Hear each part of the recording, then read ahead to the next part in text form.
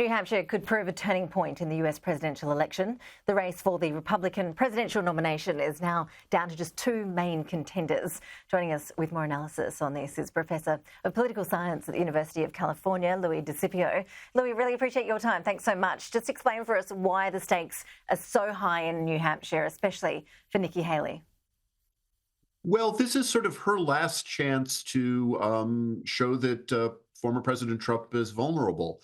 This was the state where she staked a lot of her credibility, and it's also a state where independents can vote in the Republican primary, and she's likely to do better among independents than she is among sort of the core of the Republican Party. So this is her chance to show if President Trump is vulnerable. The polls suggest that he isn't. And when we look at the polls and we see that it increasingly looks like a Trump-Biden rematch, what do those national polls tell us in terms of what that rematch will look like?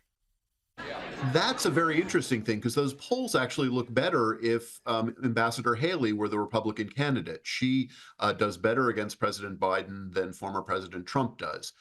That said, if it's a Trump-Biden rematch, as it looks like it's going to be, the election will likely come down to a handful of states, because the United States has the Electoral College, a very strange and indirect way to elect the president.